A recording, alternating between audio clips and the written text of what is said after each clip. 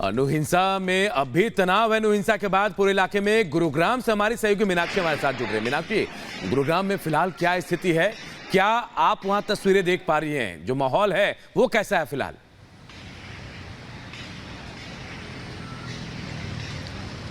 बिल्कुल अनूप, गुरुग्राम की अगर हम बात करते हैं तो यहाँ स्थिति वैसी नहीं है जैसे पहले थी। पिछले दिनों हमें देखने को मिली तनावपूर्ण स्थिति यहाँ पर नजर नहीं आती है। आपने सुना गुरुग्राम के जो एसीपी है क्राइम वरुण दहिया, वो साफ तौर पर ये कहते हुए नजर आए थे कि अगर ये कोई भ्रामक तथ्य फैला रहा है कि यहाँ पर स्कूल बंद है, कॉलेज बंद है, तो इस तरीके की कोई जानकारी नहीं है और इस तरीके की कोई बात भी नहीं है। यहाँ पर स्थिति सामान्य नजर आती है। लेकिन आपने जो नू हिंसा का वीडियो दिखाया, एक्सक्लूसिव वीडियो, कि किस तरीके से लोग वहाँ पर एडवांस बंदूकें लेकर के खड़े हैं, AK-47 उनके हाथ में नजर आती हैं और भीड़ दौड़ती हुई, जान बचाती हुई नल्लेश्वर मंदिर में जाकर के अपने आप को छिपाती है। 2500 लोग लगभग थे जिन्होंने अपनी जान उस मंदिर में जाकर के छिपाई थी। लेकिन अब जब ये एक्सक्लूसिव वीडियो जो कि रिपब्लिक भारत पर दिखाया गया है सामने आया है और इस वीडियो के आधार पर इन सभी लोगों की पहचान की जानी चाहिए कि आखिरकार इन लोगों के पास इतनी एडवांस बंदूकें आई कहां से। अनूप, सवाल वहीं जस का तस आकर के खड़ा हो जाता है कि अगर ये प्लानिंग नहीं थी, अगर प्लान वे में ये हिंसा फैलाने का काम नहीं किया गया, तो इतनी एडवांस बंदूकें कहां से आती हैं, मोटे मोटे पत्थर कहां से आते हैं, एकदम से 500 से 600 लोगों की ये भीड़ कहां से आती है। आपने देखा इन तस्वीरों में कि किस तरीके से पुलिस वाले खुद यहां पर लाचार नजर आते हैं। वो जिनके पास डंडे हैं वो AK-47 के सामने किस तरीके से टिक पाएंगे। और यही वजह है कि नूह की हिंसा तो शांत हो गई, लेकिन तनाव, मीनाक्षी, हिंसा शांत हो गई, लेकिन सवाल है अब भरोसे का। लोग क्या अभी भी दहशत में हैं, या अब जो माहौल है वहां पर अब कुछ हद तक तनाव कम हो सका है? क्योंकि जिस तरीके की हिंसा हुई है उसके बाद जाहिर तौर पर लोग भी डरे हुए थे। बिल्कुल, लोग डरे हुए हैं और यही वजह है कि लोग अपने घरों से बाहर नहीं निकलना चाहते हैं। एहतियात के तौर पर धारा 144 जरूर लगाई गई है, कर्फ्यू जरूर लगाया गया है, लेकिन लोगों के मन में भी कहीं ना कहीं अभी गायत्री डर देखने को मिल रहा है और लोग अपने घरों से बाहर निकलने के लिए कतई तैयार नहीं है। हालांकि 2 घंटे की छूट कर्फ्यू में दे दी गई है। ये कहा गया है कि आप जरूरी जो आवश्यक चीजें हैं वो जाएं, इसेंशियल सामान अपना खरीदें और उसके बाद घर वापस आ जाएं। लेकिन कल जब मार्केट खुलते हैं 2 घंटे के लिए, तो उस दौरान भी लोगों की कोई अच्छी खासी भीड़ नजर नहीं आती है। लोग अभी भी घरों में बैठे हुए हैं, जिनके घरों को नुकसान पहुंचाया गया, जिनकी दुकानों को तोड़ा गया है, और जो लोग उस दौरान बिल्कुल मीनाक्षी, हम आप नजर बनाए रखें, हम आगे भी आपसे अपडेट लेंगे। तो नूह हिंसा का मास्टरमाइंड कौन है, आखिर किसने इस साजिश को अंजाम दिया? कई ऐसे सवाल हैं और अब भी तनाव नूह और आसपास के इलाकों में है और यही वजह है कि कई जगहों पर 4 शहरों में इंटरनेट बैन कर दिया गया है। 5 अगस्त तक ये बैन किया गया है। उसके बाद ये कहा जा रहा है कि पुलिस भी अपनी छानबीन में, जांच में आगे बढ़ गई है। रिपोर्ट आपको दिखाते हैं।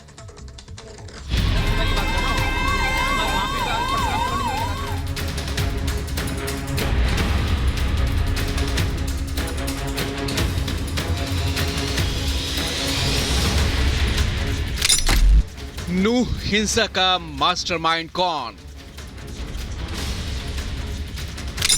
नफरत के शोले किसने भड़काए? 40 से ज्यादा FIR, अब तक 116 गिरफ्तार। 4 जिलों में 5 अगस्त तक इंटरनेट बैन। नूह में हिंसा और आगजनी के बाद हालात अब भी तनावपूर्ण हैं।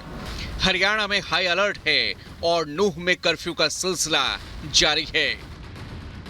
अब तक 40 से ज्यादा FIR पर कार्रवाई करते हुए सरकार ने 116 लोगों को गिरफ्तार कर लिया है, जबकि 90 लोगों को पूछताछ के लिए हिरासत में लिया गया है।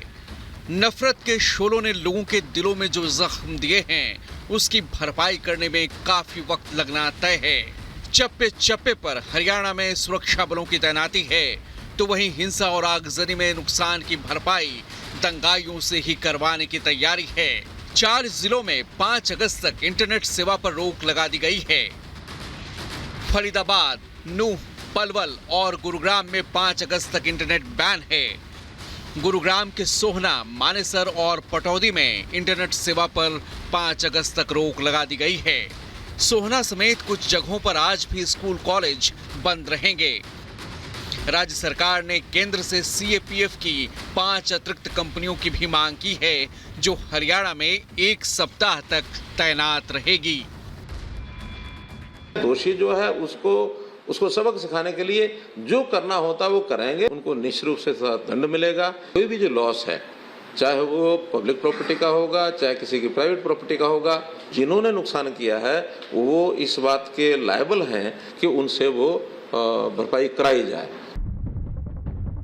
हरियाणा पुलिस की 30 और अर्धसैनिक बलों की 20 कंपनियां फिलहाल हरियाणा में तैनात हैं। आरएएफ ने हरियाणा में कई जगहों पर फ्लैग मार्च किया है। देश में जगह जगह पर वीएचपी और बजरंग दल ने नूह में हिंसा को लेकर कल प्रदर्शन किया और हिंसा में शामिल उपद्रवियों पर सख्त एक्शन और मुआवजे की मांग की।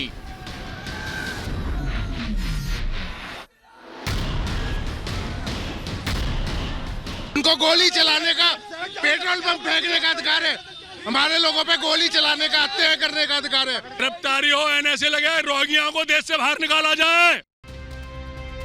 हरियाणा में हिंसा को लेकर सियासत भी चरम पर है। कांग्रेस ने हरियाणा सरकार को हिंसा के लिए जिम्मेदार ठहराया है। इतना बड़ा बवाल एक दिन में नहीं हो सकता, किसी हादसे से नहीं हो सकता। इसके लिए किसी न किसी ने प्लानिंग की है, किसी न किसी ने लोगों को इकट्ठा किया है। अलग अलग स्ट्रेटेजिक पॉइंट के ऊपर वहाँ पर पत्थर इकट्ठे किए गए हैं, गोलियाँ चलाई गई हैं, हथियार इकट्ठे किए गए हैं, लोग इकट्ठे किए गए हैं। तो पर किसने की है, कौन है इसके पीछे, हम उसकी पूरी जांच करेंगे। शांति का वातावरण बनाने में सरकार अपनी जिम्मेदारी निभाए। जो गृह मंत्री जी ने कहा, अनिल विज जी ने, कि ये पहले से कोई प्लानिंग थी, तो वो सरकार की विफलता की गवाही देता हुआ वो बयान है। एसपी और बीएसपी ने भी सवाल खड़े किए हैं। मायावती ने हरियाणा सरकार को नसीहत दी है कि वो दंगाइयों से सख्ती से निपटें। तो वहीं समाजवादी पार्टी ने भी हरियाणा सरकार पर हमला बोला है। कुल मिलाकर इससे वहां की राज्य सरकार की नीति, नियत व कार्यशैली पर भी काफी कुछ सवाल उठना स्वाभाविक है। बहुत अफसोस है जिस तरह से हिंसाएं हो रही हैं। यह हिंसाएं हमारे देश के लिए अच्छी नहीं है और जहां जहां हिंसा होती है वहां वहां सरकारें क्यों फेल हो रही हैं, चाहे मणिपुर हो, चाहे अब यहाँ हरियाणा में शुरू हो गया हो। आखिर ये डबल इंजन की सरकार कर क्या रही है? हिंसा में मोनू मानेसर की भूमिका को लेकर भी सवाल उठ रहे हैं। हरियाणा के गृह मंत्री अनिल विज ने साफ किया है कि मोनू मानेसर की भूमिका पाई गई तो सख्त कार्रवाई की जाएगी। वहीं सीएम खट्टर ने मोनू मानेसर की गिरफ्तारी के लिए राजस्थान सरकार को सहयोग देने की भी बात कही है। हरियाणा के सीमावर्ती जिलों में सादी वर्दी में पुलिस लगातार तलाशी अभियान चला रही है। सवाल ये है कि मेवात में हिंसा का मास्टरमाइंड आखिर कौन है और पुलिस कब तक साजिश के सूत्रधार के गिरेबान तक पहुंचती है। Bureau report, Republic Bharat.